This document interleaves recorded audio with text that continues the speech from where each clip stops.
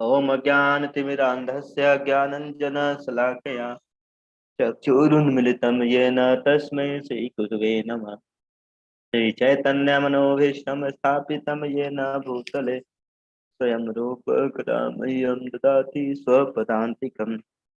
वन्देऽहं श्रीगुरु श्रीयुतापदकमलं श्रीगुरून् वैष्णवांश्च श्रीरूपं सागरजातं सहगण रघुनाथान्वितं तं सजीवम् साद्वैतं सावधूतं परिजनसहितं कृष्ण चैतन्य देवं श्रीराधा कृष्ण पादान् सह ललिता श्रीविशाखान्वितांश्च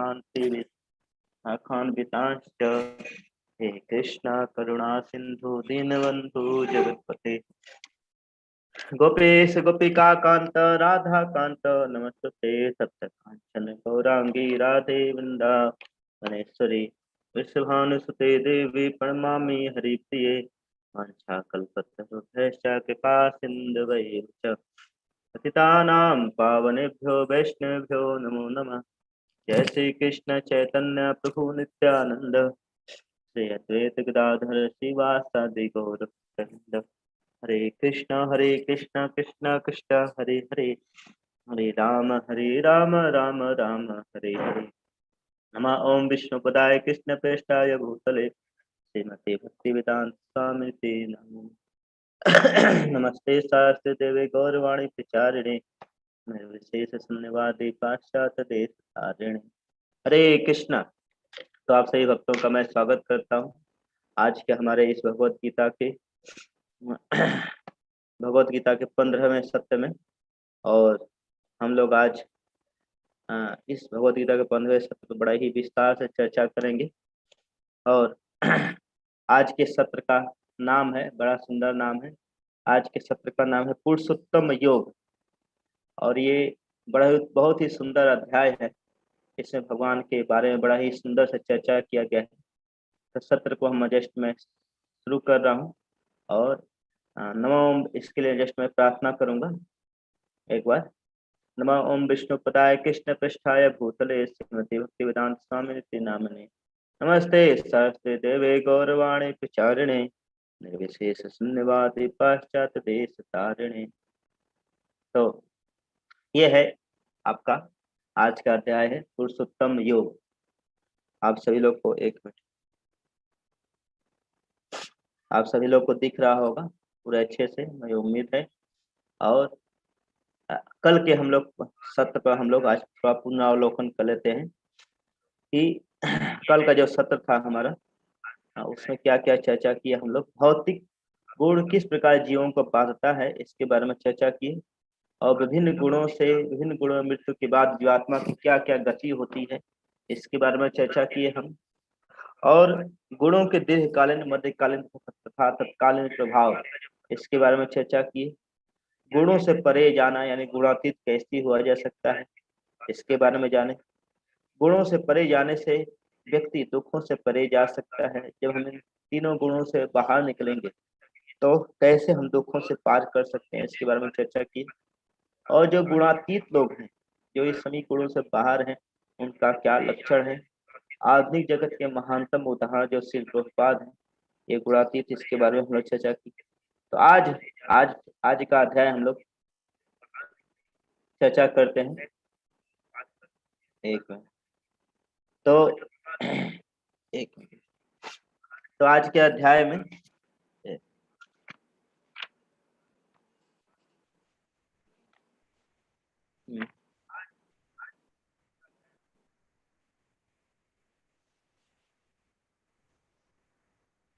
आज के अध्याय में 20 श्लोक है। यहाँ पर थोड़ा सा गलती से लिख दिया गया है, ये अध्याय नंबर 14 है लिखा हुआ है, लेकिन ये 15 का ये डिस्क्रिप्शन है।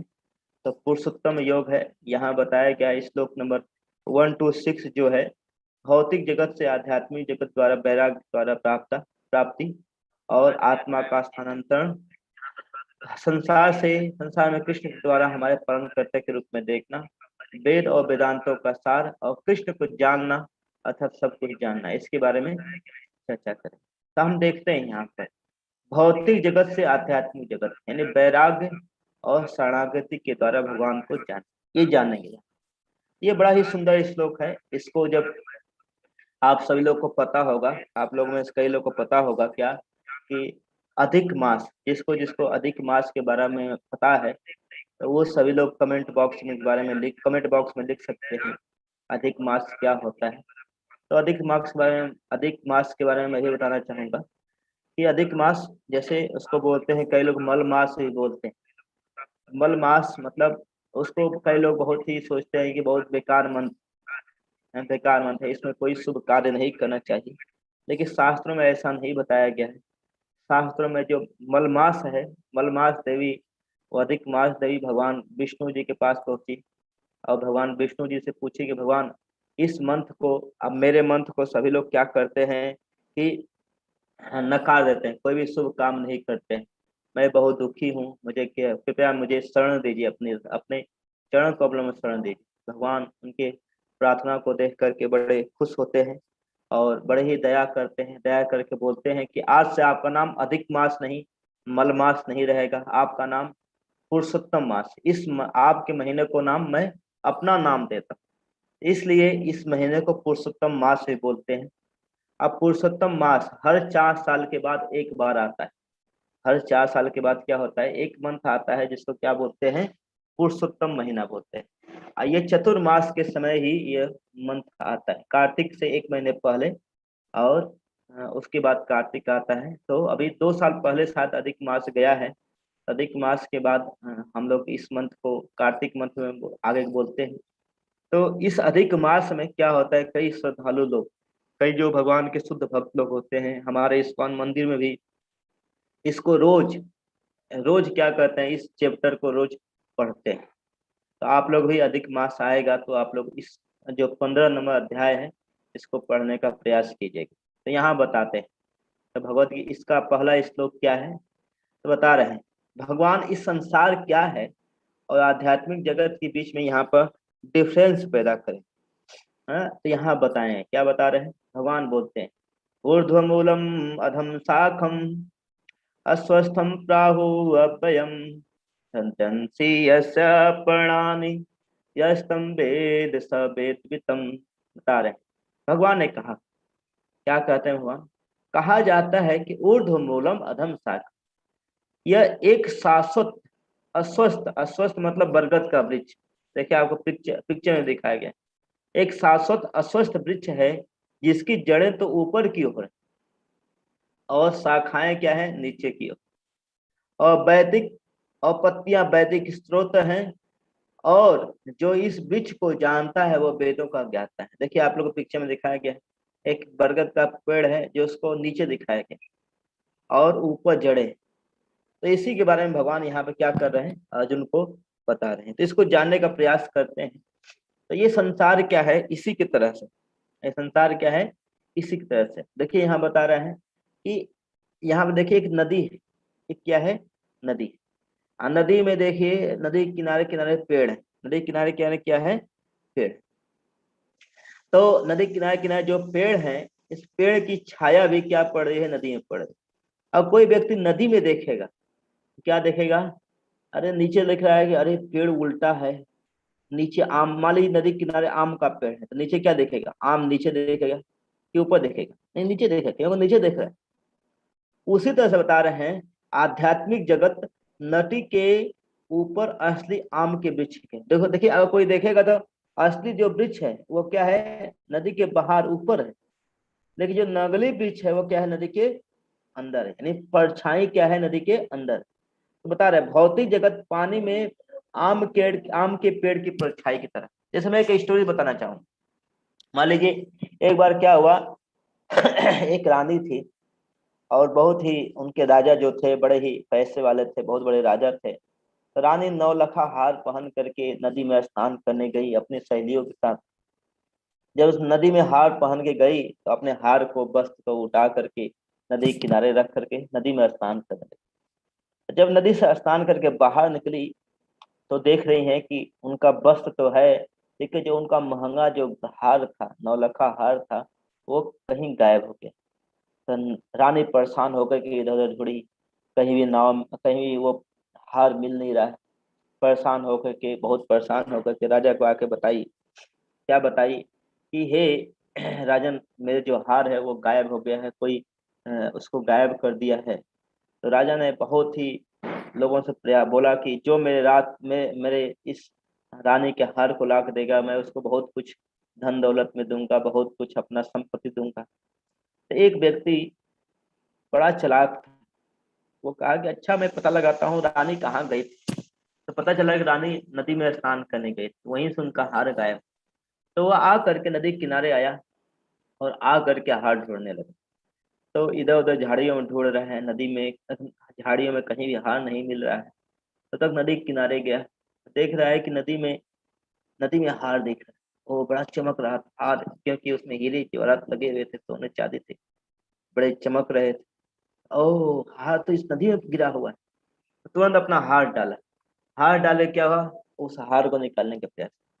लेकिन जब हार डाल के प्रयास कर रहा है तो हार निकल ही नहीं रहा है। हार अंदर ही जा रहा है, अंदर ही रह रहा है। तो परेशान हुआ, काफी देर से निकालने का प्रयास कर, काफी देर से निकालने का प्रयास कर रहा है।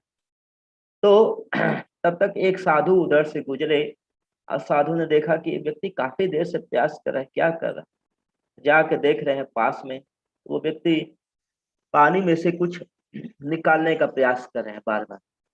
तो राजा ने कहा कि हे हे आदमी, हे व्यक्ति, आप, हे पर्सन, तुम क्या कर रहे हो। तो कहा कि मैं इस नदी से हार निकाल रहा। तो राजा साधु ने कहा कि थोड़ा बाहर आओ। देख रहा है कि नदी के अंदर हार है। राजा साधु ने भी देखा, तो लेकिन साधु कहा कि अरे तुम मूर्ख हो, ये हार नदी के अंदर नहीं है। ये हार देखो, ऊपर देखो, पेड़ के ऊपर ये टंगा हुआ हार। तो साधु बड़ा खुश, वो व्यक्ति बड़ा खुश हुआ, अरे महात्मा जी आप बड़े जानकार हैं। ये वो हार को लिया, राजा के पास गया, राजा बहुत खुश हुआ। तो कहने का मतलब उसी तरह से ये संसार क्या है, छाया है। संसार क्या है, एक छाया के समान, जैसे नदी के किनारे पेड़ का छाया।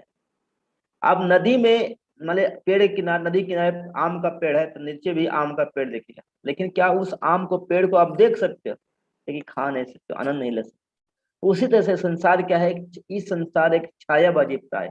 ये संसार एक छाया है, एक टेम्पोररी संसार। यहाँ पर कोई वास्तविकता नहीं। आप कितना ही प्रयास कर लो, यहाँ पर क्या मिलेगा आपको, केवल दुख ही दुख मिलेगा। दुख के सिवाय और कुछ नहीं आपको मिलने वाला। इसलिए इस संसार में अगर कोई व्यक्ति सुख खोज रहा है तो उसको क्या करना पड़ेगा, इस भौतिक संसार से बाहर आध्यात्मिक जगत में जाना पड़ेगा। वहां पर असली पेड़ है, वहां पर असली आनंद है। और उस असली आनंद पर हम सभी लोग क्या है, उसी अज्ञानी व्यक्ति की तरह क्या कर रहे हैं, इस संसार में सुख खोज रहे हैं। इस संसार में सुख खोज रहे हैं। और इस संसार में जो सुख है वह नहीं है ही नहीं। इस संसार में केवल क्या है, काम, क्रोध, लोभ, मोह, मद, मत्सर। जैसे आज आज विजयदशमी भी है। आप सभी लोग को विजयदशमी की बहुत बहुत बधाइयां। तो विजयदशमी के दिन क्या हुआ था, भगवान राम ने रावण का अंत किया था। तो भगवान राम ने कैसे रावण का अंत किया था, अपने शक्ति, अपने पराक्रम के बाद। उसी तरह से रावण कोई पर्सन नहीं है, पर्सन तो है ही रावण।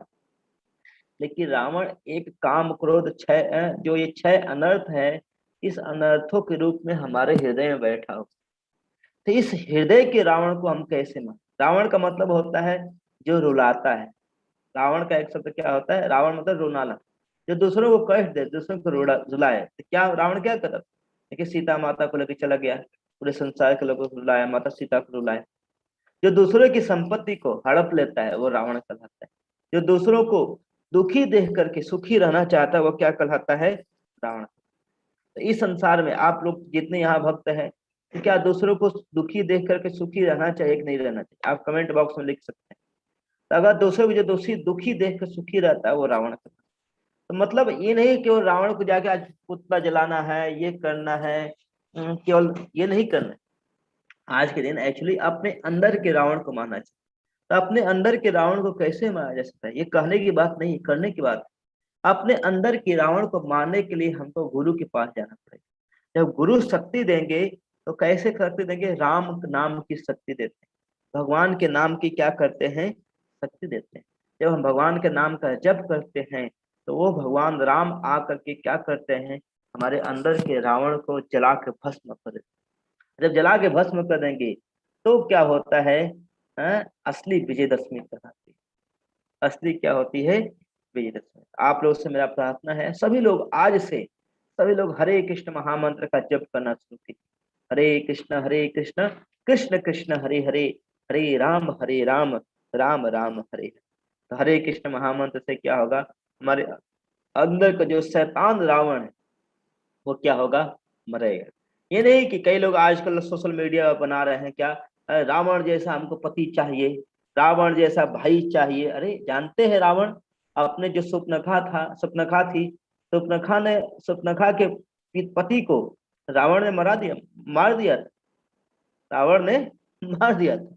तो ये नहीं कि कई लोग होते हैं बड़े ये होते हैं, अरे रावण बड़ा अच्छा था, अपने बहन सुपनखा के लिए राम को क्या नाम है कि चैलेंज कर दिया, माता सीता को उठा के लेके चला आया। नहीं, हमको पता नहीं, हमको इसके बारे में पता नहीं था एक्चुअली। जब आपको पता होगा, जब जब सुपनखा गई थी इसके पास राम को, जब वन में देखी राम को देख करके बहुत ही आकृष्ट हो गई, बहुत ही आकृष्ट हो गई। तो जो पुरुष दूसरे पति को देख करके, जो पत्नी दूसरे पति को देख कर आकृष्ट होती है, या जो स्त्री दूसरे पत्नी को देख कर दूसरे के पति को देख कर आकृष्ट होती है, वो सुपनखा कहलाती। सुपनखा मतलब वेश्या। तो सुपनखा क्या थी, वेश्या थी। आप लोग कमेंट बॉक्स में लिख सकते हैं सुपनखा कौन थी, एक वेश्या थी। क्योंकि सुपनखा की शादी हो चुकी थी, शादी होने के बावजूद भगवान श्री राम के जाके पास जाके बोल रही है, मैं कुंवारी हूँ, हे कुंवर आप मुझे स्वीकार कर लीजिए।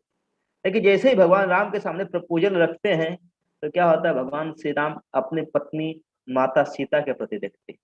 तो जैसे कोई लड़की आपको प्रपोजल देती है, हाय हाय आप बड़े सुंदर हैं, तो अगर आप शादीशुदा हैं तो अपने पत्नी की तरफ क्या करना चाहिए, नजर डालना। माता सीता की तरफ भगवान राम है। इसलिए एक गृहस्थ को जब उनके अंदर काम की भावनाएं आती है, कहाँ देखना चाहिए, अपनी पत्नी की तरफ देखना चाहिए। और जब पत्नी की तरफ पति देखे तो पत्नी को क्या करना चाहिए, अपने पति के चरणों में देखना चाहिए। तो माता सीता क्या करती हैं, जैसे ही राम अपने पत्नी की तरफ देखते हैं, माता सीता भगवान के चरणों में देखते। तो जो माता सीता है वो क्या है, भक्ति देवी। तो भक्ति देवी भगवान के चरणों में ही आनंद आता है। तो फिर राम कहते हैं कि हे सुतनखे, मैं तो शादीशुदा हूँ, लेकिन मेरा छोटा भाई वह शादीशुदा नहीं। क्या भगवान श्री राम को पता नहीं था कि लक्ष्मण शादीशुदा है? लेकिन भगवान श्री राम को पता था, लेकिन उसके बावजूद भगवान श्री राम ने झूठ क्यों बोला, कई लोग प्रश्न उठा सकते हैं। भगवान श्री राम को पता था कि लक्ष्मण शादीशुदा है, लेकिन यहाँ पर जो वो सुपनखा बोल रहे वो भी शादीशुदा है। आज शादीशुदा होकर के झूठ बोल रही है, क्या बोल रही है कि मैं अविवाहित हूँ। तो चाणक्य पंडित बताते हैं, सठे साठम समाज चले। चाणक्य पंडित बोलते हैं दुष्ट के साथ छलिए के साथ छलिए की तरह ही व्यवहार कर। भगवान श्री राम अपने आचरण से करके दिखाए। तो जब तो सुपनखा दौड़ी दौड़ी जाती है लक्ष्मण जी के पास, लक्ष्मण जी के पास जाके बोलती है कि ओ राजकुमार आप बड़े ही सुंदर हैं, कृपया मेरे तरफ देखिए। भगवान राम लक्ष्मण जी जैसे ही देखते हैं तो बार बार परेशान करती है। तो लक्ष्मण जी तुरंत भगवान श्री राम को याद कर। उसी तरह से अगर भक्त को अगर काम सताए, किसी भक्त को अगर काम सताए या ब्रह्मचारी को काम सताए, तो क्या करना चाहिए, भगवान राम की तरफ देखना चाहिए, भगवान की तरफ देखना चाहिए, भगवान का नाम लेना चाहिए। क्या, हरे कृष्ण कृष्ण कृष्ण हरे हरे, हरे राम राम राम हरे हरे। तो इसलिए आप सभी लोग से निवेदन है कि आज अपने अंदर के रावण सुपनखा इन सभी को क्या कीजिए, मार डालिए। कैसे, भगवान के नाम का जप करके। तो यहाँ बता रहे हैं ये भौतिक जगत बड़ा ही खतरनाक दुखों से भरा है। यह क्या है, आध्यात्मिक जगत का एक विकृत रूप, ये सड़ा हुआ रूप है।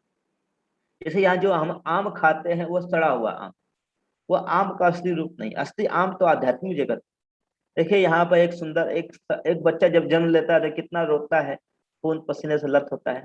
लेकिन जब भगवान श्री कृष्ण जन्म लिए थे तो इतने सुंदर चमक रहे थे। तो आध्यात्मिक जगत में कोई खून पसीना ये सब गंदगी होती नहीं, ये केवल भौतिक जगत में होती है। तो हमको क्या करना चाहिए, आध्यात्मिक जगत का शरण लेना चाहिए। अब आगे देखिए यहाँ बता रहे हाँ, तो देखिए यहाँ पर यह भौतिक जगत उस आध्यात्मिक जगत का क्या है, एक विकृत मात्र, एक परवर्टेड रिफ्लेक्शन है। यह देखिए यहाँ पे एक सुंदरी इतना सुंदर लग रही है, लेकिन इसी का जब बूढ़ी हो जाती है, इसका जब ये फेस का वो क्या नाम है, आपका कहते हैं ब्यूटी, ब्यूटी पार्लर वाला नहीं लगाएंगे तो कितना, देखिए आज के हीरोइन हीरोइन क्या है, तो केवल ब्यूटी पार्लर में जा जा करके केवल फेस कट लगा लगा करके फालतू का नाटक कर रहे हैं सब बेकार के। तो बता रहे हैं यहाँ पर आगे बता रहे हैं, अधोष्ट प्रवृत्ता प्रवृत्ता तस्य शाखा गुणा प्रवृत्ता विषय प्रबाल अध्वस्तमूलन् अनुसंततानि कर्माणि अनुबंधानि मनुष्यलोके। बता रहे हैं इस वृक्ष की शाखाएं ऊपर की ओर फैली हुई और प्रकृति के तीनों गुणों द्वारा क्या है यह पोषित है। इस वृक्ष की शाखाएं क्या है, ऊपर की ओर फैली हुई और ऊपर तथा नीचे दोनों फैली हुई, ऊपर नीचे दोनों फैली हुई, लेकिन प्रकृति के जो नीचे है वो प्रकृति के तीनों गुणों द्वारा पोषित है। इसकी टहनियां विषय इंद्रिय विषय हैं। इस वृक्ष की जड़ें नीचे की ओर भी जाती हैं और जो मानव संसार के या मानव समाज के सकाम कर्म में बांध देते। तो जो ये संसार है क्या है बता रहे हैं, भौतिक जगत उल्टा बनियान ट्री है, बरगद का पेड़ है और वृक्ष की शाखाएं ऊपर और नीचे दोनों फैली हुई है और इंद्रिय विषय इनकी वृक्ष की नीचे की टहनियां हैं। वृक्ष की जो नीचे की ओर जाती है जो मानव समाज की मानव समाज की सकाम कर्मों से बधी हुई। तो बता रहे हैं यह सब कुछ भ्रमित करने वाला है, पर इससे भ्रमित होना हमको होना नहीं चाहिए। तो बता रहे हैं यहाँ अब क्या बता रहे हैं, भगवान बता रहे हैं, बहुत अच्छा बता रहे हैं, इस वृक्ष के वास्तविक स्वरूप का अनुभव इस जगत में नहीं किया जा सकता। हे अर्जुन, आध्यात्मिक जगत का आनंद इस भौतिक जगत में नहीं लिया जा सकता। इस भौतिक जगत में आनंद आनंद नहीं लिया जा सकता। जैसे आपको मान लीजिए बहुत जॉन्डिस हो गया या पीलिया हो गया है, तो आपको गन्ने का रस दिया जाए तो कैसा लगेगा, बड़ा खराब लगेगा। उसी तरह से इस समय हम लोग क्या है, भौतिक रोगों के द्वारा क्या है, ग्रसित है, काम क्रोध लोभ मोह मद मत्सर के द्वारा ग्रसित है। इसका असली आनंद, इस हरिनाम का असली आनंद जब हम आध्यात्मिक जगत में जाएंगे या जब भगवान का नाम का जप करते करते हमारी जब चेतना शुद्ध होगी तब इसका आनंद ले सकते हैं। बता रहे हैं कोई भी नहीं समझ जा सकता है इसका आदि कहाँ है, अंत कहाँ है और इसका आधार कहाँ है, लेकिन मनुष्य को चाहिए कि इस दृढ़ मूल वाले वृक्ष को व्यक्ति के साथ से काट ले। बता रहे हैं तो इस वृक्ष को, इस नीचे वाला जो अनवांटेड ब्रांच है, जो अनवांटेड शाखाएं हैं, तो क्या करना चाहिए, विरक्ति, कैसे, विरक्ति के अस्त्र से काटना चाहिए। इस संसार को कैसे, इस संसार में एक व्यक्ति को कैसे रहना चाहिए, यहाँ भगवान बता रहे कैसे रहना चाहिए, विरक्त होकर रहना चाहिए। अगर इस संसार में जैसे किसी से आसक्त होंगे, आपका डोर आपका पैर इस संसार में फंस जाएगा। इस संसार में रहना है, कैसे रहना चाहिए, विरक्त होकर। जैसे आप स्नान कर जाते, जैसे ठंडी अभी आने वाली, ठंडी आने वाली तो क्या करते हैं, स्नान करने से पहले तिल लगाते हैं, क्योंकि पानी पानी शरीर में चिपकेगा नहीं, ठंडा नहीं लगेगा। उसी तरह से इस संसार में रहना है तो शास्त्र रूपी अस्त्र से, शास्त्र रूपी व्यक्ति के अस्त्र से क्या करना चाहिए, काट देना चाहिए। और काटने के बाद क्या करना चाहिए, उससे उस स्थान पर खोज करना चाहिए, यानी ऐसे स्थान पर भगवान के शरण में जाना चाहिए जहां से जाने के बाद कोई फिर से वापस नहीं आ सकता। इस संसार की असली पहचान क्या है, अनासक्त, अनासक्त से विषय। इस संसार में रह करके अनासक्त होकर रहना चाहिए। अनासक्त मतलब आशा, आशा ही परम दुख, आशा ही, आशा से क्या होती है, आसक्ति आती है। आशा ही से ही कहते हैं कि बेटा तुमने मेरी आशाओं पर पानी फेर दिया, तुमने ये कर दिया। अरे आशा, आशा ने आपने ही तो, बेटे ने दुख नहीं दिया या किसी व्यक्ति ने दुख नहीं दिया, हमारी आशाएं हमारे दुख का क्या है, कारण। अगर हम आशा नहीं करेंगे तो क्या होगा, दुख नहीं होगा। आशा नहीं करेंगे दुख नहीं होगा। इसे दूसरों से आशा ही नहीं करना चाहिए, दूसरों से उम्मीद ही नहीं करनी चाहिए। दूसरों से जैसे उम्मीद करेंगे इस संसार के भवबंधन में हम क्या हो जाएंगे, फंस जाएंगे। यही बताना चाहते हैं भगवान यहाँ। इसको और आगे से अच्छे समझते हैं तो बता रहा है, निर्माण मोह जित संग दोषा अध्यात्म नित्य विनिवृत्त काम संदेह विमुक्ता सुख दुख संगे गच्छांत दूढ़ा पदम पदम अव्यतत। बता रहे निर्माण मोहादित संगतोष अध्यात्म नित्य विनिवृत्त काम। बता रहे हैं जो झूठी प्रतिष्ठा, मोह तथा कुसंगति से मुक्त है, जो शाश्वत तत्व को समझते हैं, जिन्होंने भौतिक काम को नष्ट कर दिया है, जो सुख तथा दुख के दोनों से मुक्त हुए, जो मोह रहित होकर परम पुरुष के शरणगत होना जानते हैं, वे शाश्वत राज्य को प्राप्त कर सकते हैं। तो हम काट दिए ये संसार को, काटना है कैसे? अनासक्ति से। अनासक्ति से काट कर क्या करना है? इस संसार के प्रतिष्ठा, लोग प्रतिष्ठा के पीछे भागते हैं, मोह के पीछे आसक्त रहते हैं, कुछ संगति में गलत गलत आचरण संगति करते हैं, इनको त्याग देना चाहिए, मुक्त है। तथा जो इस आध्यात्मिक जगत को समझने का प्रयास करना चाहिए। आध्यात्मिक जगत को हमको क्या करना चाहिए? समझना चाहिए। जब हम समझेंगे आध्यात्मिक जगत तो हम भगवान के पास क्या करेंगे? जाने का हमको मौका मिलेगा। देखिए भगवान श्री राम हमको बुला रहे हैं, आ जाओ मेरे बेटे। तो जब भगवान का धाम तब का ऐसा है, कोई पूछ सकता है? बता रहे हैं, न तद्भासते सूर्यो न शासको न पावक यत् गत्वा न निवर्तन्ते तद्धाम परमं मम। तो बता रहे हैं जब भगवान के धाम में जाएंगे तो वहां पर कोई लाइट की आवश्यकता नहीं, वहां पर ऑटोमेटिक इंटरनेट रहेगा। देखिए हम लोग एक दूसरे से केवल मैं आप मेरा फेस देख पा रहे हो, लेकिन मैं आपका फेस आपको नहीं पहचान पा रहा। देखिए आध्यात्मिक जगत में लाइव टॉक टॉक होगी, आप जिसको चाहे उसको बुला सकते, आप उससे चाहे आप कैसे भी बात कर सकते बिना इंटरनेट के। वहां के आपके आपके अंदर इंटरनेट हो जाएगा। तो वहां पर सूर्य की आवश्यकता नहीं है, वहां पर किसी इंटरनेट लाइट वाइट की आवश्यकता नहीं, वहां पर चंद्रमा की भी आवश्यकता नहीं। वो क्या है? वो धाम अपने आप प्रकाशित है, हमेशा हर जगह इंटरनेट है, हमेशा हर भक्त एक दूसरे से जुड़ा हुआ है। चाहे तो कभी भी किसी भक्त से बात कर सकते, सामने सामने प्रकट हो जाएंगे भक्त। और जो वहां पर चला जाता है फिर इस भौतिक संसार में फिर से वापस से लौट के नहीं आता। देखिए यहाँ बता रहे हैं व्यवहारिक ज्ञान क्या है? कृष्ण के साथ संबंध रखना जीव की वास्तविक स्थिति है, और इसलिए जीव आध्यात्मिक जगत पहुंचे बिना संतुष्ट नहीं हो सकता। जब तक हम भगवान के पास नहीं जाएंगे क्या हो सकते हैं? कभी भी हम लोग खुशी नहीं हो सकता। खुश होना है तो भगवान के पास जाना पड़ेगा, बता रहे हैं। लेकिन इस संसार में जब इस संसार भगवान के संसार को छोड़ के जब जीवात्मा इस संसार में आता है तो क्या होता है? कष्ट झेलता है। क्या क्या कष्ट झेलता है यहाँ बता रहे हैं। जीव की पहचान और कष्ट है। ममे वांसे जीव लोके जीव भूत सनातन मनसष्टानि इंद्रियाणि प्रकृति स्थाने कर सती। हे अर्जुन, इस संसार में जितने जीव हैं वो क्या है? मेरे अंश है। ये कई बार श्लोक में बता चुके हैं, जिसको पता है वो कमेंट बॉक्स में लिख सकते हैं कौन कौन से श्लोक में भगवान ने बताया है। तो बता रहे हैं ममे वांसे जीव लोग, इस संसार में जितने जितने भक्त हैं, जितने व्यक्ति हो, सब क्या है? मेरे अंश है, और आज नहीं अनादि काल से। लेकिन इस संसार में जीवात्मा क्यों कष्ट पा रहा है? क्योंकि अपने मन और इंद्रियों के कारण। हम अपने मन जानते हैं, मन क्या है? एक ऐसी पत्नी के समान है जो वेश्या के समान है। मन क्या है? अगर जो मन कंट्रोल में है उसको क्या बोलते हैं? एक साध्वी पत्नी। और जो मन दुष्ट है, मन कंट्रोल में नहीं, वो क्या है? वेश्या पत्नी। आप वेश्या पत्नी के ये 5 बच्चे 6 बच्चे जो इंद्रिया है वो क्या है? बच्चों के समान है। जैसा कि पत्नी कंट्रोल में नहीं रहेगी पति के, क्या होगा? पत्नी कभी यहाँ भागेगी कभी यहाँ भागेगी, बच्चे भी कभी ये मांगे कभी ये मांगे कभी ये मांगे। तो पति और बुद्धि क्या है? वह आत्मा पति के समान। तो पति को क्या करना चाहिए? अपने पत्नी को कंट्रोल में रखते हुए अपने बच्चों को कंट्रोल में रखना चाहिए, नहीं तो क्या होगा? वो आत्मा को मार देंगे, सब मार देंगे, पति को ही मार देंगे, बता रहे हैं यहाँ पर। तो 6 इंद्रियों के कारण जीवात्मा क्या कर रही है?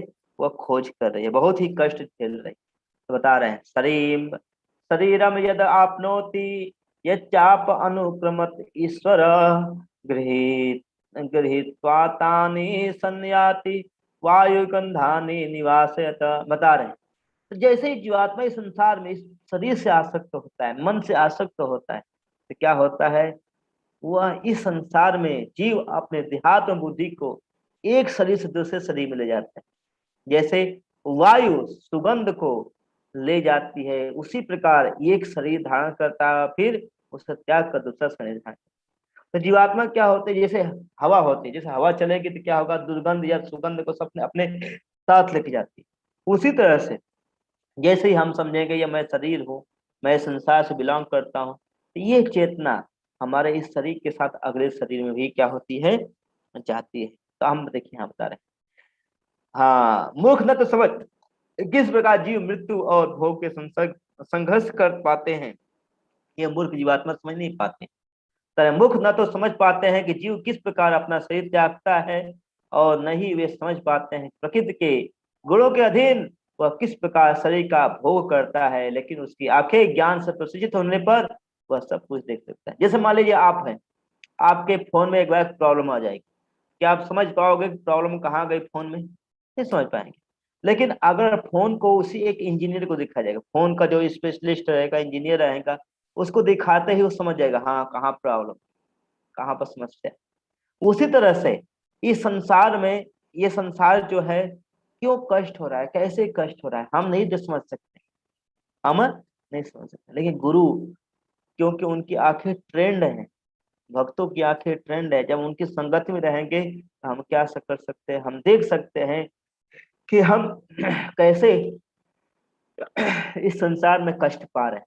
अब ऐसे देखिए बता रहे हैं, हाँ बता रहे हैं, आत्मा आत्म साक्षात्कार को प्रयत्नशील प्राप्त प्रयत्नशील योगी सब जानता, सब यह सब स्पष्ट रूप से देख सकता है। लेकिन जिनके मन विकसित नहीं है, जो आध्यात्म साक्षात्कार को प्राप्त नहीं है, वे प्रयत्न करने पर भी नहीं देख पाए। कैसे एक योगी देख पाता है मैं कैसे भौतिक गुणों के द्वारा फंसा हुआ, भौतिक गुणों से मैं कष्ट पा रहा। लेकिन एक भौतिकवादी व्यक्ति जो इस संसार में आसक्त है, कभी अपने आप को नहीं समझ, सोचेगा अरे यार यही तो जीवन है, मौज करो मस्ती करो और क्या मौज करो मस्ती करो और क्या। इसलिए ऐसे अभक्तों के बीच में, ऐसे भौतिकवादी के बीच में नहीं देखना चाहिए। देखिए यहाँ बता रहे भौतिक जगत की असमानता है। देखिए यहाँ पर सब लोग कैसे, कोई बलवान है, कोई दुबला पतला है, कोई स्वस्थ है, कोई रोगी है, कोई धनवान है, कोई गरीब है। ये क्या है, आत्मा इस संसार के शरीर में आसक्त रहती है और बार बार कष्ट पाती, बार बार अनेक अनेक तरह की क्या होती है, शरीर लेती है। लेकिन भौतिकवादी, अरे वो हो गया, वो गरीब हो, वो धनी है, वो पतला है, मोटा है। देखिए ज्ञानी व्यक्ति समझता है वो क्यों गरीब क्यों, वो पतला क्यों, वो धनी क्यों, वो जानता है। देखिए तो बता रहे हैं यहाँ पर, हाँ बता रहे हैं कृष्ण में, संसार में कृष्ण को, हाँ संसार में कृष्ण को हमारे पालनकर्ता के रूप में देखा। तो कृष्ण क्या है यहाँ बताएंगे बड़ा अच्छा से। कृष्ण क्या है, कृष्ण माता, कृष्ण पिता, कृष्ण धन, हाँ कृष्ण ही हमारे क्या है, माता है, कृष्ण ही पिता है, कृष्ण ही हमारे क्या है, हाँ धन और प्राण। कृष्ण को ही अपना सब कुछ मानना चाहिए। तो बता रहे हैं यहाँ पर, अब अगले श्लोक में, 12 श्लोक में ब्रह्मांडी व्यवस्था के बारे में बताएंगे। 13वें श्लोक में सांसारिक व्यवस्था, 14वें श्लोक में शारीरिक व्यवस्था और 15वें श्लोक में हाँ क्या बता रहे हैं, आध्यात्मिक व्यवस्था। तो बता रहे हैं हाँ यदा यद आदित्य गतम तेजो जगत सकते अखिलम, यद चंदांसी यद अग्नो तेजो विद्धि मामक। बता रहे हैं ब्रह्मांडी व्यवस्था, ब्रह्मांड ही संसार क्या करते हैं, इस संसार का सब पालन करता, सब कुछ है मेंटेन। असली पालन करता कौन है, कृष्ण। कृष्ण के अलावा कौन पालन करता नहीं है। हम सोचते हैं कि हमारे पति है, हमारे माता पिता है, हमारे भाई बंधु, हाँ ये टेम्पोरी है, ये थोड़े समय के लिए। लेकिन हमको गर्भ में हमारे हमारे देखिए हमारे हृदय में, हमारे पेट में खाना डाला है कौन पहुंचा रहा है, हमको सांस लेने का सिस्टम कौन दिया, हमको सूर्य से एनर्जी लेने का सिस्टम कौन दिया, भगवान ने दिया, सब कुछ भगवान ने दिया। ये ब्रह्मांड किसके द्वारा चलाया जा रहा है, भगवान के द्वारा। बता रहे सूर्य का तेज सारे विश्व के अंधकार को दूर करता है, मुझसे ही निकलता है अर्जुन। अगर सूर्य न रहे, देखिए अभी सूर्य नहीं है तो लाइट, अल्लाह देखिए लाइट भी क्या है, एक पानी का रूप है, सूर्य के ही लाइट के एनर्जी का रूप। अगर सूर्य न रहे, पानी न रहे तो हम क्या कुछ कर पाएंगे, नहीं कुछ कर पाएंगे, हम मर जाएंगे, जिएंगे नहीं। और चंद्रमा तथा अग्नि मुझसे ही उत्पन्न होते हैं। देखिए लाइट क्या है, अग्नि। हम दूसरे से बात कर रहे हैं क्यों, ये भगवान का ही रूप ही है जो हम लोग एक दूसरे से बात कर पा रहे हैं। भगवान के रूप के बिना कुछ भी नहीं है। जो इससे सहमत है वो लोग यस बोले, हाँ बोले, हरे कृष्ण लिखे, बता रहे हैं। और क्या बता रहे हैं, तो भगवान तो इस संसार को, अब फिर हम लोग को जीने के लिए भगवान सब कुछ देते हैं। बता रहे हैं गामा विश्व च भूतानि धार्या हम ओजसा पुष्पामि चौषधि सर्वा सोम भूत्वा रसात्मकम। तो भगवान केवल ब्रह्मांड नहीं बनाते, सूर्य चंद्रमा नहीं बना दिए, ये कुल पागलपन जैसे बनाने नहीं दिए। हर चीज का एक रीजन है, हर चीज का क्या है, एक रीजन। देखिए अगर सूर्य चंद्रमा न रहे, देखिए चंद्रमा न रहे तो क्या होगा, जो हम मेडिसिन पा रहे हैं वो मेडिसिन में शक्ति नहीं आएगी। सूर्य से शक्ति कौन लेता है, चंद्रमा लेता है। चंद्रमा शक्ति क्या करता है, फिर से उसको अपने लाइट के रूप में, विटामिन के रूप में, वनस्पतियों के रूप में हमको वापस करता है। और सूर्य हमको दिन में और रात में चंद्रमा हमको हर तरह से बीमारी से दूर करता है। देखिए भगवान कितनी व्यवस्था की है, हम भगवान की महिमा को जानते नहीं, हमको रोना चाहिए। भगवान कितने कृपालु हैं, कितने दयालु हैं, हमको बिना मांगे सब कुछ देते हैं। बता रहे हैं कि मैं प्रत्येक लोक में प्रवेश करके क्या करता हूँ, मेरी शक्ति से ही लोग अपनी कक्षा में स्थित है। जो पृथ्वी है अपने धुरी पे घूम रही है, सूर्य अपने धुरी पे घूम रही है, चंद्रमा अपने धुरी पे घूम रहा है। मान लिया सूर्य से थोड़े करीब आ जाए पृथ्वी, क्या हो जाए, आप लोग कमेंट बॉक्स में डाल सकते हैं। सूर्य से थोड़ा सा करीब आएगी पृथ्वी तो क्या हो जाएगी, जल आग का टुकड़ा, आग आग लग जाएगा पृथ्वी। और थोड़ा दूर चलेगी तो क्या होगा, फ्रिज बन जाएगा। अब सोचिए इतना माइन्यूट डिस्टेंस पे कौन फिट किया, और इतने सालों से घूमता जा रहा है, घूमता जा रहा है। ये भगवान की कृपा है, विशेष कृपा से मैं चंद्रमा बनकर समस्त वनस्पतियों का, हाँ, वनस्पतियों को जीवन रस प्रदान करता हूँ। तो विटामिन में तो पावर आती है, जैसे इसमें आयुर्वेद है, आयुर्वेद से ही सब कुछ चलता है। खाना है, इसमें खाने में शक्ति कैसे आती है, चावल में दाल में शक्ति कैसे आती है, चंद्रमा से आती है, सूर्य से आती है। अगर ये लोग नहीं रहे तो वनस्पति नहीं उगेगी, ये चावल दाल ये सब नहीं आएंगे। जो लोग सहमत है वो लोग लिखे हरे कृष्ण बता रहे हैं। और क्या बताते हैं, भगवान तो विटामिन भी दे रहे हैं, भगवान सूर्य भी दे रहे हैं, भगवान दवाई भी दे रहे हैं। और क्या बता रहे हैं, अहम वैश्वानरो भूत्वा प्राणी नाम देहमाश्रित प्राण पापान समायुक्त पचंत अंत चतुर्विध। बता रहे हैं मैं समस्त जीवों के शरीर में वैश्वानर अग्नि, वैश्वानर के रूप में और श्वास प्राणवायु के रूप में रह करके 4 प्रकार के अन्नों को क्या करता हूँ, पचाता हूँ। अगर भगवान देखिए वैश्वानर डाइजेस्टिंग पावर बोलते हैं, या इसको जठरा अग्नि बोलते हैं। जैसे जहाँ पर हमारा भोजन इकट्ठा होता है उसको वो क्या बोलते हैं, अमाशय, या अमाशय को बोलते हैं जठर बोलते हैं। और अमाशय में जब भोजन जाता है तो क्या होता है, उसमें आग लगती है, और उसमें भोजन क्या होता है, डाइजेस्ट होता है। और जैसे हम खाना बाहर खाना जैसे बाहर पकाते हैं, वैसे हमारे शरीर में आग पकता है। तो वो जो आग नहीं लगे, वो पके नहीं, तो क्या होगा, हमारे पेट में भोजन नहीं पकेगा, और क्या होगा, हमारा पेट खराब हो जाएगा। तो बता रहे हैं कि मैं समस्त जीवों के शरीर में क्या हूँ, पाचन अग्नि, यानी डाइजेस्टिंग फायर हूँ, यानी जठरा अग्नि उसको बोलते हैं। और सभी के अंदर जो श्वास लेने की प्रक्रिया है वो मेरे कारण से ही चलती है। जो देखिए भगवान क्या, हम हर जगह कर्जदार है। अगर वो व्यक्ति, मान लीजिए कोई व्यक्ति किसी का कर्जदार है, तो क्या करना पड़ेगा उसको, उसकी बातें माननी चाहिए कि निगलेक्ट करनी चाहिए, कमेंट बॉक्स में लिखे सभी लोग। अगर मान लीजिए मैं आपका मान लीजिए 10 लाख रुपए लिया हूँ, या मेरा जिंदगी आपके कारण से मिला है, तो मुझे क्या करना चाहिए, आपके अनुसार काम करना चाहिए कि नहीं करना चाहिए। अगर करना चाहिए तो बोलिए सभी लोग यस, हरे कृष्णा बोलिए। देखिए इतने दयालु होने के बावजूद भगवान, देखिए भगवान ने हमको सब कुछ दिया, लेकिन इसके बावजूद हम भगवान का एक सेकंड नाम नहीं लेना चाहते, बोलते हैं बोलो हरे कृष्णा, क्यों बोलो हरे कृष्णा। भगवान ने क्या किया, अरे गधे, भगवान ने क्या किया, आप क्या बताएं, भगवान ने क्या बताया तेरे क्या किया। तो जो बोल पा रहे हो भगवान के कारण बोल पा रहे हैं, जो सोच पा रहे भगवान के कारण सोच पा रहे, जो खा पा रहे भगवान के कारण, सांस ले पा रहे भगवान के कारण। यानी हमारा एक एक सांस, एक एक चीज किस पर है, भगवान पर निर्भर है। हाँ हाँ, हमारा जो एक एक शक्ति है वो किसके कारण से है, भगवान के कारण से। अब भगवान ना दे, भगवान ना दे, हाँ, तो क्या होगा, आप सब क्या, आपके सब सब जो सिस्टम है वो बेकार हो जाएगा। इसलिए देखिए भगवान ने हमको इतना सब कुछ फ्री कर दिया है। जब भगवान ने सब कुछ फ्री कर दिया है, भगवान का कितना होना चाहिए, भगवान का हर समय गुणगान करना चाहिए। जैसे जैसे हमारी पत्नी खाना बना कर देती है, पत्नी के उसको प्रणाम करते हैं, उसको पूजा करते हैं, उसकी आरती करते हैं। देखिए भगवान ने इतना सब कुछ दिया है, तो हमको भगवान कभी आरती करते हैं, नहीं करते हैं। भगवान कभी नाम लेते हैं, नहीं लेते। तो एक जिम्मेदारी क्या होनी चाहिए, तो हमको भगवान का क्या जिम्मेदारी, बस भगवान कहते बस मेरा नाम ले, क्या बकवास, भगवान बोलते बस मेरा नाम ले, जो कुछ काम कर मेरा नाम। लेकिन हम इतने दुष्ट हैं, हम लोग क्या है, इतने दुष्ट जीवात्मा है, हम कहते हैं क्यों नहीं नाम ले भगवान, इसको बोलते हैं, जो ऐसा बोलता है उसी को क्या बोलते हैं, असुर। असुर की पहचान क्या होता है, उसको हठीला होता है, सब कुछ दोगे वो नहीं मानेगा।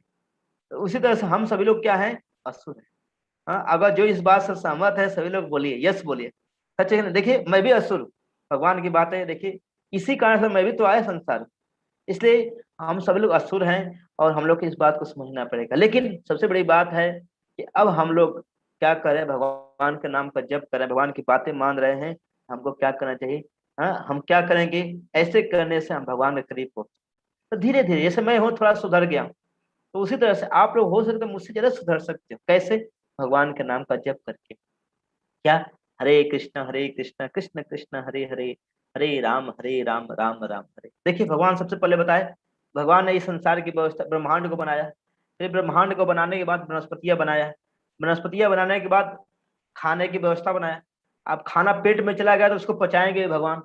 अब बचाने के बाद लास्ट में इसका पर्पज क्या है इतना, ये ब्रह्मांड बनाने का पर्पज, वनस्पति बनाने के पर्पज, ये खाने की व्यवस्था बनाने के पर्पज, या हमारे अंदर खाना ले जाने की व्यवस्था बनाने के पर्पज, इसके पीछे पर्पज क्या है, तो बता रहे हैं आध्यात्मिक उन्नति, भगवान के पास जाना। भगवान खुद बता रहे हैं, क्या बोलते हैं, सर्वस्य चाहम हृदय सन्निविष्टो मत्त स्थिति ज्ञानम अपोहनम च वेदेश सर्वे अहमेव वेद्यो वेदांत कित वेद विदेव चाहम।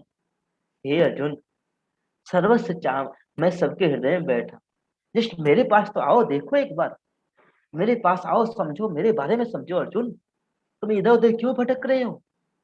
अब मैं ही तुमको क्या देता हूँ, मत्त स्मृति, मेरे कारण से ही तुमको याददाश्त शक्ति, ज्ञान और भूलने की शक्ति सब कुछ आती है। मान लीजिए हमको याद आ जाए, भाई मम्मी भी कितनी बचपन में मारी थी, हमारे दोस्त कितना बचपन में हमको गाली दिए थे, क्या हम जिंदगी सही जी पाएंगे, या जिंदगी भर की पिटाई हमको याद आ जाए, जी पाएंगे, अपने लोगों के साथ नॉर्मली रूप से रह पाएंगे। यस और नो कमेंट बॉक्स में लिख सकते। तो हाँ, लेकिन भगवान हम सबको, सभी सभी जितने दुख दर्द है सब कुछ भुला देते हैं। और फिर भगवान क्या करते हैं, बेटे इस संसार में क्यों दुखी दुख, इसलिए मेरे पास आ। कैसे आ, वेदे से सर्वे, वेद के रूप में मैं सबके सामने प्रकट हो। वेद क्या है, भगवत गीता जो आप लोग पढ़ रहे हैं, वेदों का यह सार रूप है। इस भगवत गीता को पढ़िए, भगवान के नाम का जप कीजिए। और मैं वेद का मैं ही वेदों के द्वारा जान नहीं होगी। तो वेद पढ़ने का मकसद क्या है, भगवान कृष्ण को जान। जो वेद पढ़ करके भगवान कृष्ण को नहीं जाना वो मूर्ख। जैसे उसी तरह से, मतलब हनी है, हनी को बाहर से ढक्कन खोले बिना उसको चाट रहा है, बड़ा आनंद आ रहा है। हनी को चाटने से क्या आनंद आएगा आपको, ठंडा मंडा लगेगा थोड़ा मोड़ा। देखिए असली आनंद नहीं आएगा, बता रहे हैं। निसंदेह मैं वेदों का मैं ही वेदों को संकलन किया, इसके लिए मेरा बेटा आएगा और पढ़ेगा और मेरे पास आएगा। तो इसलिए हमको क्या करना चाहिए, हमको अपनी आदतें सुधारना है। हम सभी लोग को आसुरिक प्रवृत्ति से क्या होना है, दैवी प्रवृत्ति में आना है। तो बता रहे हैं हमारे अनेक प्रकार के, हमारे अनेकों प्रकार के प्रश्न और उत्तर हैं। इस ब्रह्मांड को किसने बनाया, किसने बनाया, भगवान ने बनाया। और जीव को किसने बनाया, भगवान ने बनाया, मम्मी वान से। और जीव तत्व कौन प्रदान करता है, जीवन तत्व कौन प्रदान करता है, भगवान देते हैं। मेरे से सब कुछ आता है, बता रहे हैं यहाँ पर। वेदों और वेदांतों का सार अब यहाँ बता रहे हैं। हाँ, यहाँ बता रहे हैं ज्ञान की त्रिश्लोकी भगवत गीता बता रहे हैं कि द्वाविमो द्वाविमो पुरुषो लोके क्षराक्षर एव च क्षरा सर्वाणि भूतानि कूटस्थो अक्षर उच्यते। तरह जीव दो प्रकार के, हे संसार, हे अर्जुन। अब और समझने का प्रयास, मैं अब और तुमको और डीप में लेके जा रहा। क्या बता रहे हैं, जीव दो प्रकार के हैं, एक च्युत जीव, एक अच्युत जीव। च्युत मतलब जो जिनका पतन हो गया, जो भौतिक संसार है, हम सभी लोग क्या है, च्युत मतलब इस संसार में फंसे हो। जो भौतिक जीव, जो भौतिक जगत में प्रत्येक जीव क्या है, च्युत मतलब क्षर है, उनका पतन हो चुका है। और आध्यात्मिक जगत में जितने जीव है क्या है, अक्षर है, मतलब अच्युत जीव। बता रहे हैं इन दोनों के अतिरिक्त एक परम पुरुष परमात्मा है जो साक्षात अविनाशी भगवान है। हाँ? हम बता रहे हैं भगवान न च्युत है न अच्युत है, भगवान अच्युतानंद है, जो इन तीनों लोकों में प्रवेश करके उनका पालन करते हैं। हम सब लोग का पालन कौन करने वाले हैं, भगवान है। अब बताए देखिए ज्ञान की, हाँ, चूंकि मैं क्षर तथा अक्षर दोनों के परे हूँ, चूंकि मैं श्रेष्ठतम हूँ, अतः मैं इस जगत में तथा वेदों में परम पुरुष के रूप में विख्यात है। मैं अस्मि लोको वेदे च प्रथिमिता पुरुषोत्तमा। मैं संसार क्या हूँ, सबके अंदर परमात्मा के रूप में रहता हूँ, लेकिन मैं परमात्मा, वेदों के परमात्मा के रूप में क्या हूँ, विख्यात। भगवान कृष्ण को जानना अर्थात सबको ही जानना है। देखिए अब 1920 नंबर श्लोक में बड़ा अच्छे से बताएंगे, बड़ा अच्छा है, इसको हम थोड़ा सा समझते हैं, इसको पढ़ने का प्रयास करते हैं यहाँ पर। हाँ, हाँ देखिए 19 नंबर श्लोक बता रहे हैं, यो मामेव सम्मूढ़ो जानाति पुरुषोत्तम स सर्वविद जानाति माम सर्व भावेन भारत। बता रहे हैं, क्या बता रहे हैं यहाँ पर, जो कोई भी संशय रहित होकर पूर्ण पुरुषोत्तम भगवान के रूप में जानता है, वह सब कुछ जानता है। ये संशय रहित होकर जो ये जान गया कि भगवान कृष्ण ही क्या है, समस्त वेदों के सार है, भगवान कृष्ण से ही सब कुछ आता है। संशय कई बार हमें के मन में आता है, अच्छा भगवान है कि नहीं है, भगवान क्या करते हैं क्या नहीं करते हैं, ऐसा ये सोचना चाहिए, लेकिन सोच करके नास्तिक नहीं होना चाहिए। इस प्रश्न का उत्तर जिज्ञासा करना चाहिए, महात्माओं से भक्तों से क्या करना चाहिए, पूछना चाहिए। अतः हे अर्जुन, वह व्यक्ति मैं पूर्ण भक्ति में, हाँ बता रहे हैं, जो संशय, जो कभी डाउट नहीं करता है, जो कभी डाउट नहीं करता है। जैसे एक बार क्या हुआ, एक स्टोरी में सुनाऊंगा। एक बार क्या हुआ, एक बार नारद मुनि पृथ्वी का भ्रमण करके भगवान विष्णु के पास पहुंचे।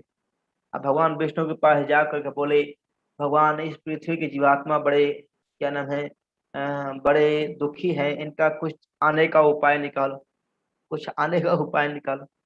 भगवान ने कहा ठीक है नारद मुनि, आप जाइए, किसी को पकड़ के लेके आइए, किसी को पकड़ के लेके आइए। नारद मुनि कहे किसको मैं लेके आऊं, कौन ऐसा व्यक्ति है तुरंत जो भगवान के पास आने के लिए तैयार हो जाए। नारद मुनि सोचे कि ऐसे व्यक्ति के पास लेने जाऊं जो अभी जस्ट जन्म लिया है, उसका कोई जिम्मेदारी उम्मेदारी है ही नहीं, और जस्ट अभी सब कुछ उसको क्या होने वाला है, उसको अगर मैं बुला के लेके आऊंगा भगवान, वो तुरंत भगवान के पास आ जाएगी। नारद मुनि एक पढ़ने वाले बच्चे के पास गए, वह उसका नाम था कैलाश। कैलाश के पास जाके बोले, ओ कैलाश, कैलाश, ओ कैलाश, चलो चलो चलो, भगवान ने तुमको बुलाया है।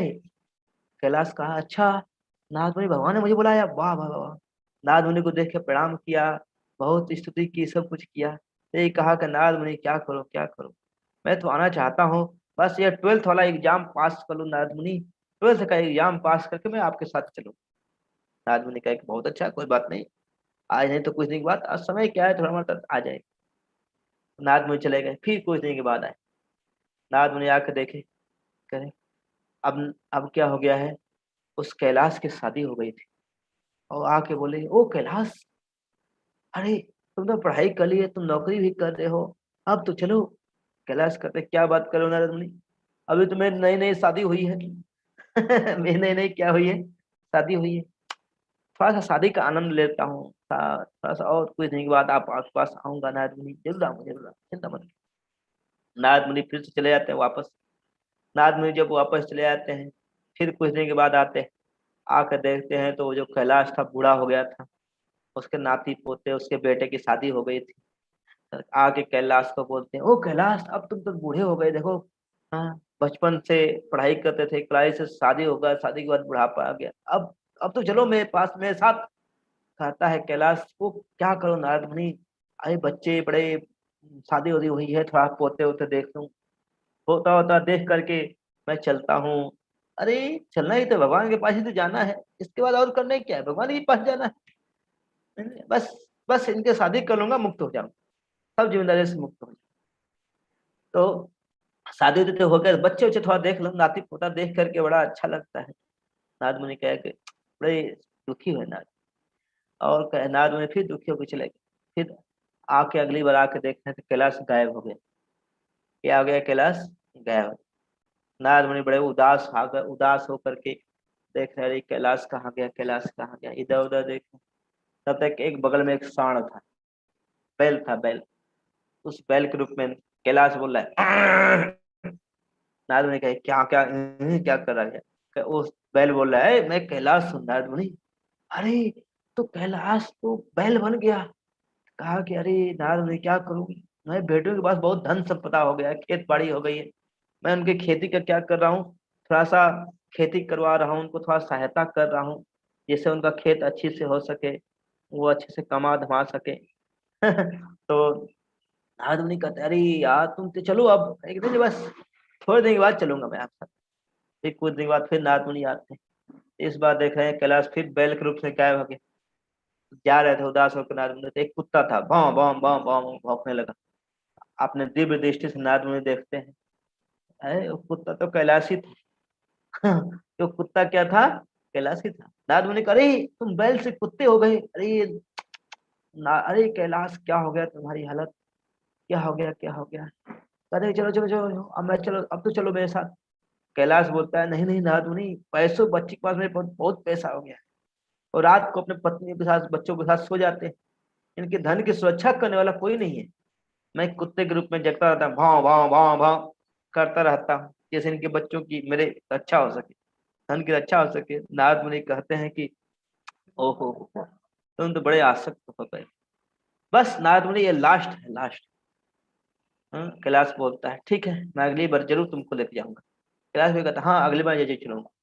अगली बार क्या हुआ कि कैलाश फिर आते हैं नारद मुनि, देख रहे हैं कैलाश अब कुत्ते के रूप में भी नहीं, कुत्ते के रूप में भी नहीं। नारद मुनि बड़े उदास होकर के खेतों से होकर के जा रहे थे, तो खेतों में एक सांप आया,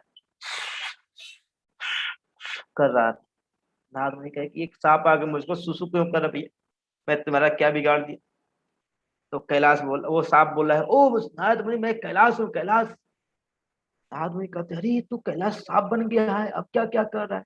अरे क्या कहो नारद मुनि, खेत में इतने चूहे हो गए हैं, पूरे पूरे खेत को खा जाते हैं, अन्न पैदा नहीं होने देते हैं, ये सब फसलों को बर्बाद कर देता है, इसलिए मैं चूहा बन कर सांप बन के क्या कर रहा हूँ, इन चूहे को खा जाता हूँ। नारद मुनि कहे कि अब तो हद हो गई। नारद मुनि गए उसके कैलाश के घर पे गए, कहे कि उन बच्चों से जाके बोले क्या, अरे जानते हो तुम्हारे खेत में बहुत बड़ा सांप है, बहुत बड़ा सांप, और वो पूरा का पूरा खेत को बर्बाद कर रहा है, धांग रहा है।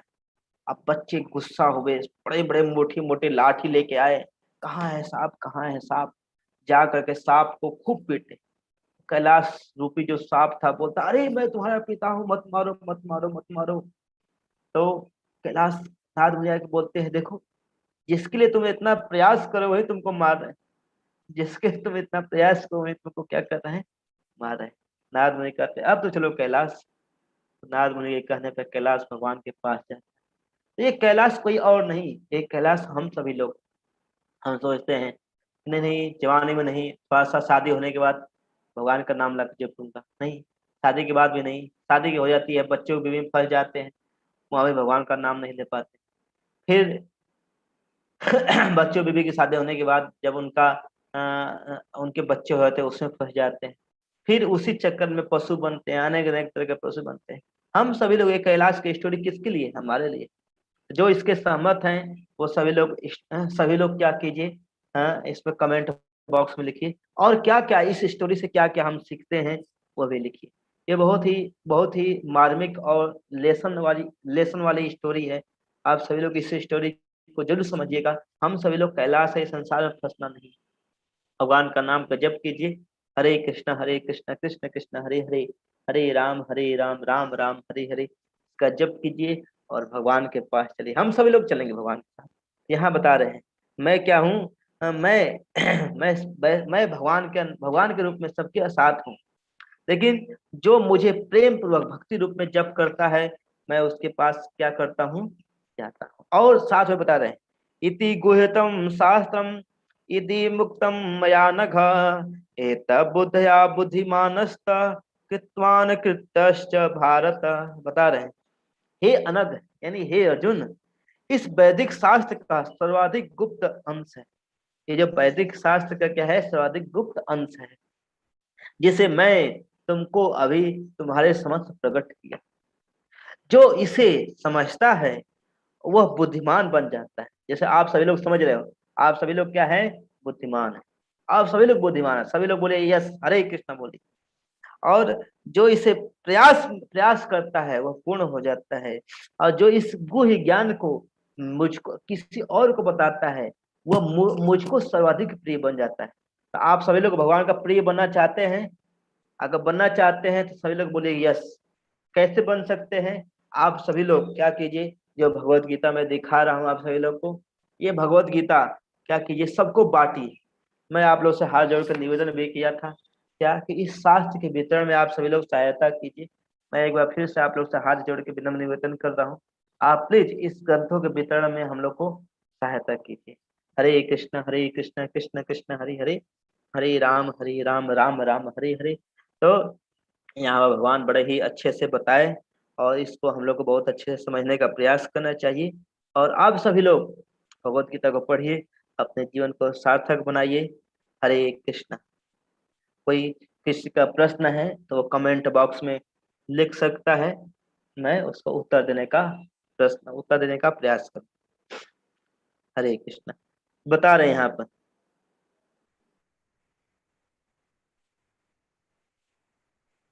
हाँ यहाँ पे एक विजय त्रिपाठी जी का प्रश्न आया है। क्या प्रश्न है कि अगर विजय जी हैं तो कमेंट बॉक्स में लिखे यस, कि त्रिपाठी जी का कि माया से दूर रहे और भगवान की भक्ति बचपन से ही शुरू कर देनी चाहिए यदि आत्मा का कल्याण करना चाहते हैं तो। यस, बहुत अच्छा, धन्यवाद विजय जी। अब माया से कैसे दूर? माया कुछ बाहर की चीज नहीं है। जिस जिस चीज से हम भगवान को भूल जाते हैं, जिस भी किसी भी कार्य से हम भगवान को भूल जाते हैं, वो क्या कहलाती है? सभी लोग बोलिए, माया। क्या कहलाती है? माया। जिस किसी भी कार्य से, अगर आप जैसे मैं आपसे बात कर रहा हूँ, बात करते करते भगवान को भूल जाऊँ तो क्या है? माया है। लेकिन मुझे याद है, मैं भगवत गीता में मैं चर्चा कर रहा हूँ, मैं भूल नहीं रहा, और आप मैंने भूल रहे हैं, इसलिए माया से आप परे। तब माया से परे होने के लिए क्या करना चाहिए? भगवान के नाम का जप, भगवान के नाम का चर्चा। ठीक है, आप सभी लोग कीजिए, बहुत अच्छा। यहाँ पर प्रश्न आया है,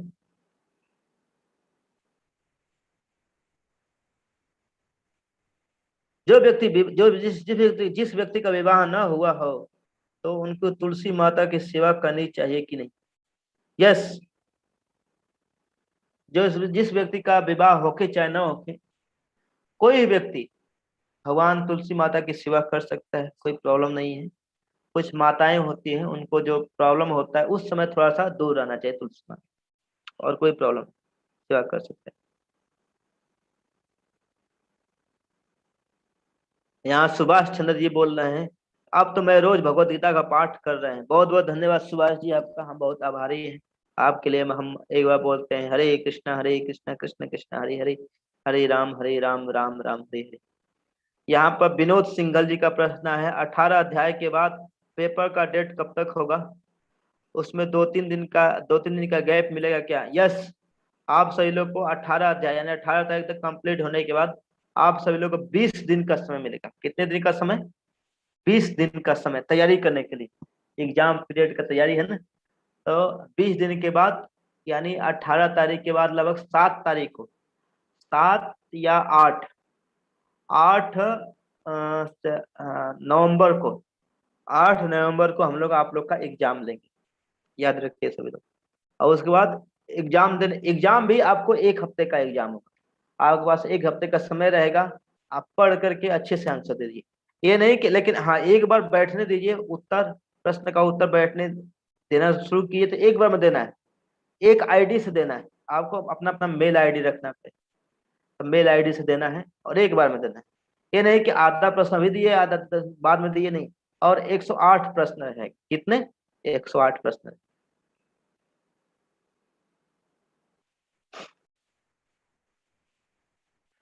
हाँ, तो कौन सी, यहाँ पर एक प्रश्न आया है, कौन सी भगवत गीता ज्यादा सही है? तो भगवत गीता, कोई भी भगवत गीता वो सही होती है। विशेष तौर से जो गीता प्रेस की भगवत गीता है वो बहुत अच्छी है, जो हमारी इस्कॉन की भगवत गीता है वो भी बहुत अच्छी है। लेकिन इस्कॉन की भगवत गीता में क्या है, उसके नीचे बड़ा अच्छा से समझाया गया है, और एक एक शब्द का वर्ड मीनिंग बताया गया। इसलिए आप इस्कॉन की भगवत गीता लेके पढ़ सकते हो। और केवल ऐसे भगवत गीता पढ़ना है तो गीता प्रेस का लेके पढ़ सकते हो। लेकिन वहां पर एक एक शब्द का समझाया नहीं गया है। और लेकिन इस भगवत गीता में, जो इस्कॉन वाली भगवत गीता है, इसमें 47 और शास्त्रों का रेफरेंस दिया गया है। इसको लीज कर पढ़िए, ये मेरा विचार है। हाँ, एक भक्त का आया है प्रश्न, डोनेशन भेजने के लिए कृपया लिंक दीजिए। यस, मैं डोनेशन के लिए हम लोग लिंक देंगे, अभी आप लोगों को व्हाट्सएप ग्रुप में हम लोग लिंक दे देंगे ना। एक यहाँ पर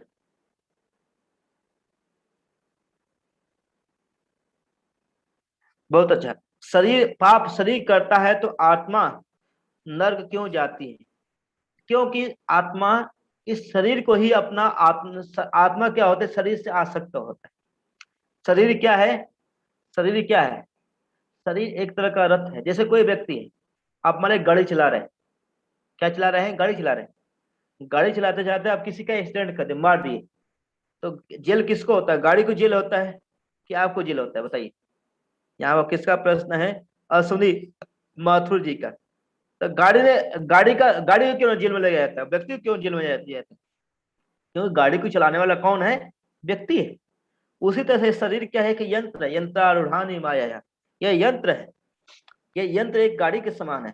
ये शरीर क्या है? एक गाड़ी के समान है। इसको चलाने वाले कौन है? आत्मा है। आत्मा कौन है? हम लोग हैं। हमारा नाम जो भी होके इस संसार में आकर के, लेकिन इसलिए आत्मा को नरक भुगतना पड़ता।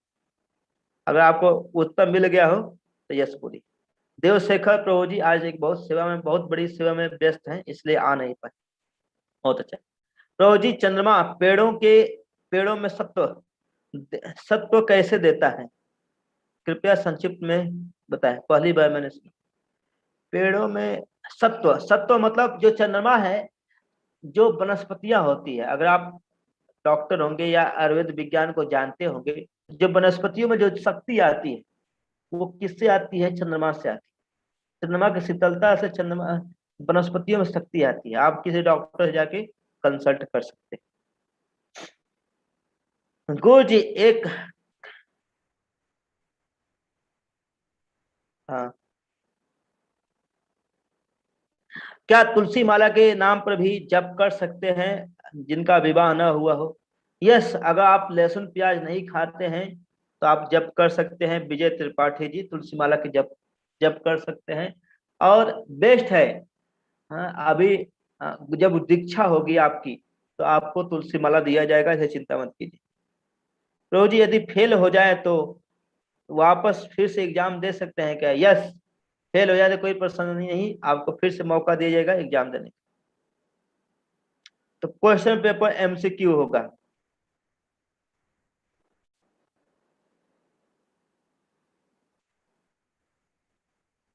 तो मेल और फीमेल दोनों ही आत्मा है। आत्मा एक्चुअली फीमेल है।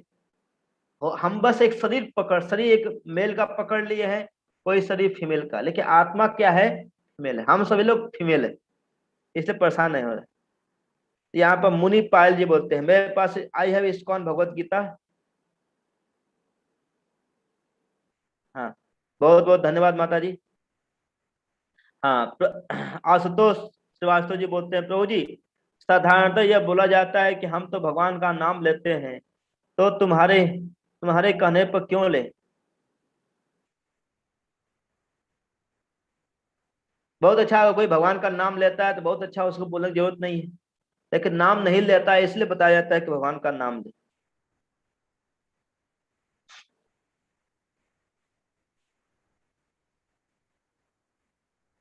तो बहुत अच्छा, हम लोग यहीं पर अंत करते हैं।